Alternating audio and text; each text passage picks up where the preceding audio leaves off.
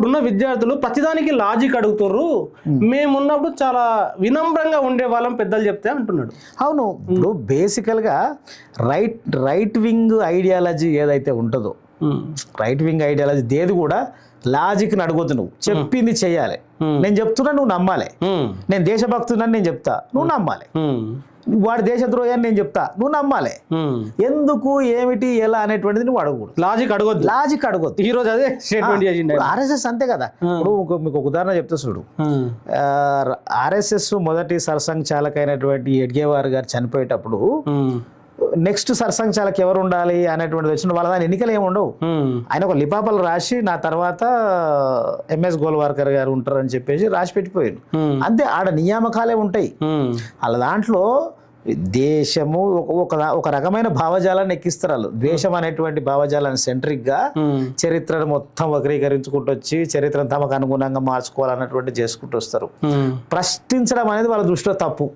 ప్రశ్ననే తప్పు వాళ్ళ దృష్టిలో. మేమే చెప్తే నువ్వు అది వినాలి అనేటువంటిది వాళ్ళకు ఉన్నటువంటి ఆలోచన. కనుక ఈరోజు కాక్రోచ్ జనతా పార్టీకి ఈ దేశం రుణపడి ఉండాలి. కాక్రోచ్ జనతా పార్టీకి ఈ దేశం రుణపడి ఉండాలి. ఈ దేశ యువతకి కాక్రోచ్ జనతా పార్టీ తీసుకున్నటువంటి ఇంత పెద్ద పోరాటానికి 100% ఈ భారతదేశ చరిత్రలో ఒక గొప్ప స్థానం ఉంటుంది. ఎట్లా, ఎందుకు ఉంటుందని అంటే, భారత ప్రజాస్వామ్య వ్యవస్థ దీని నిర్మాణం అనేటువంటిది ఊరికేనే జరగలేదు. బ్రిటిష్ వాళ్ళకి వ్యతిరేకంగా జరిగినటువంటి ఒక మహత్తరమైనటువంటి పోరాటంలో ఈ దేశ ప్రజలందరికీ ఉన్నటువంటి ఆస్పిరేషన్స్ ఏవైతున్నాయో ఆ ఆస్పిరేషన్ యొక్క మూల్యాంకనంగా భారత రాజ్యాంగం ఏర్పడ్డది. భారత రాజ్యాంగం దేనికి రిప్రజెంటేషన్? యూనియన్ గవర్నమెంట్ అంటాం మనం, సెంట్రల్ గవర్నమెంట్ కాదు. అంటే ఈ దేశంలో యూనియన్ ఆఫ్ స్టేట్స్ అంటాం కదా. ఈ రాష్ట్రాలు, ఇక్కడ సంస్కృతులు, ఈ సంప్రదాయాలు, ఈ ప్లూరాలిటీ, ఈ భాషలు, వీటన్నిటికీ గౌరవం ఇచ్చేటువంటి పద్ధతులలో భారత రాజ్యాంగాన్ని మనం అంగీకరించుకున్నాం. దురదృష్టవశాత్తు రాజ్యాంగం మీద విశ్వాసం లేనటువంటి వాళ్ళు, భారత జాతీయ జెండా మీద విశ్వాసం లేనటువంటి వాళ్ళు, చట్టబద్ధత మీద విశ్వసనీయత లేనటువంటి వాళ్ళు, ప్రశ్న మీద విశ్వసనీయత లేనటువంటి వాళ్ళు ఈ దేశాన్ని ఒక ఫ్యాసిస్ట్ వైపు తీసుకెళ్లాలన్నటువంటి ప్రయత్నంలో భాగంగా జరుగుతుంది.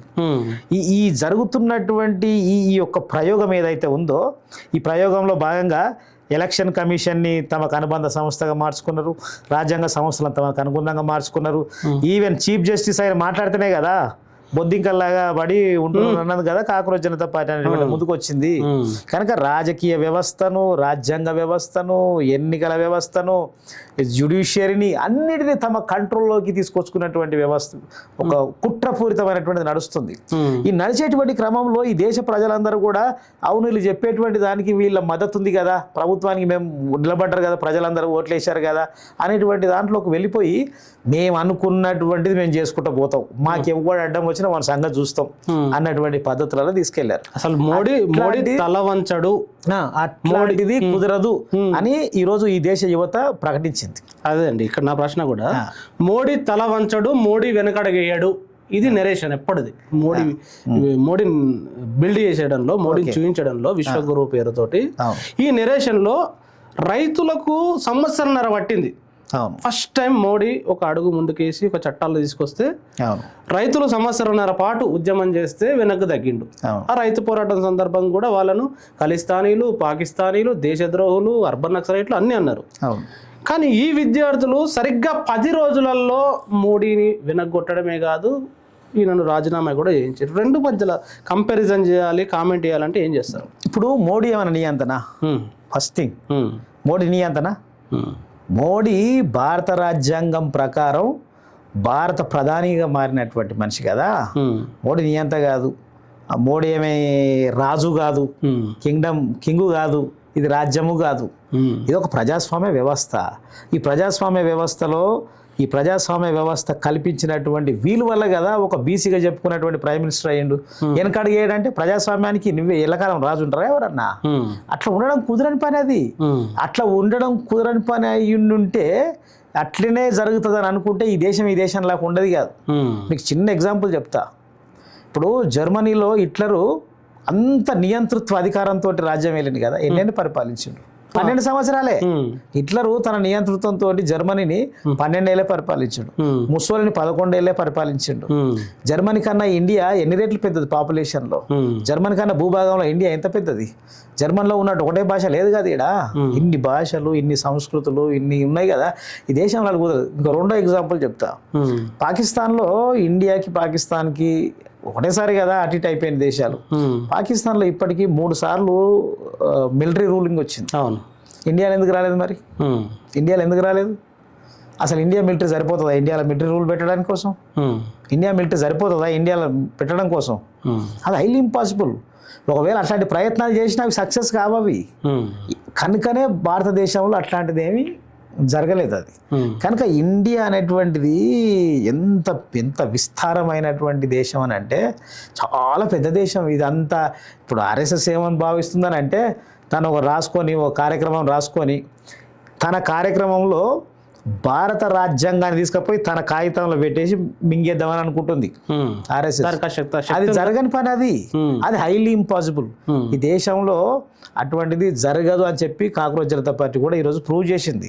అదే ఇది ఒక కంపేర్ చేయండి. రైతు ఉద్యమాన్ని కాక్రోచ్ ఉద్యమాన్ని కంపేర్ చేస్తే ఎట్లా చూడాలని అంటే ఇప్పుడు బీజేపీ ఆర్ఎస్ఎస్ లాంటి సంస్థలు ఏంటనంటే తమ సిద్ధాంతానికి అనుగుణంగానే వ్యవస్థ అంతా నడవాలి, ఈ దేశాన్ని మతరాజ్యంగా చేస్తాం అనేటువంటి సిద్ధాంతం కదా వాళ్ళది.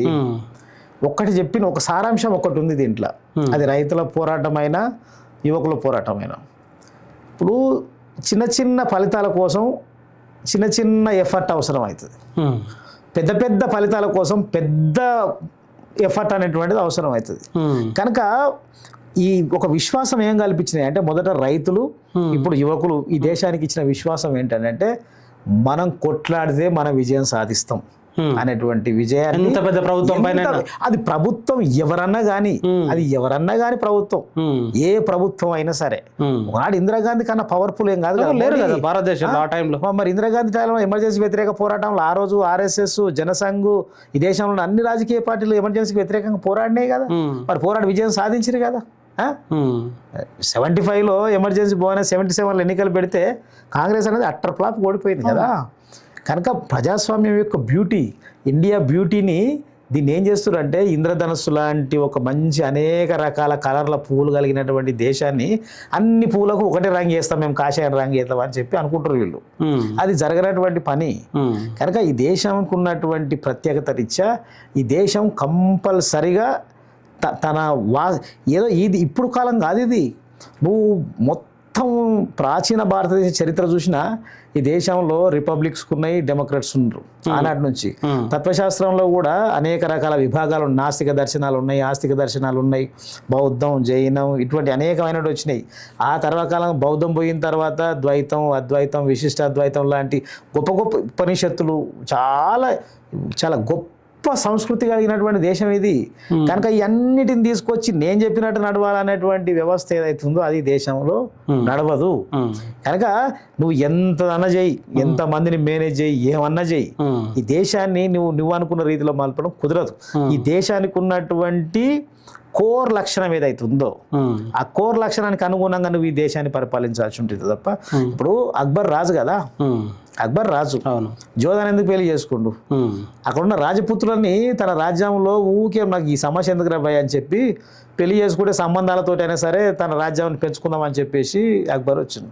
ఇప్పుడు కాశ్మీర్ గురించి చాలా మంది మాట్లాడతారు కదా. అసలు కాశ్మీర్ భారతదేశంలో ఫస్ట్ జయించినటువంటి వాడు అక్బరే. అక్బర్ జయించిన ఫస్ట్ కాశ్మీర్ని. తర్వాత మొఘల్ సామ్రాజ్యం బలహీనపడ్డ తర్వాత మళ్ళీ ఆఫ్ఘన్ల చేతులకు పోయింది, మళ్ళీ అక్కడ నుంచి రంజిత్ సింగ్ చేతులకు పోయింది. రంజిత్ సింగ్లకు పోయిన తర్వాత బ్రిటిష్ వాళ్ళు అమృత్సర్ యుద్ధంలో కాశ్మీర్ తమ వశం చేసుకున్నారు. ఆ అమృత్సర్ ఆ కాశ్మీర్ని డోగ్రా రాజులకు బ్రిటిష్ వాళ్ళు అమ్మేసిరు ఆ రోజు.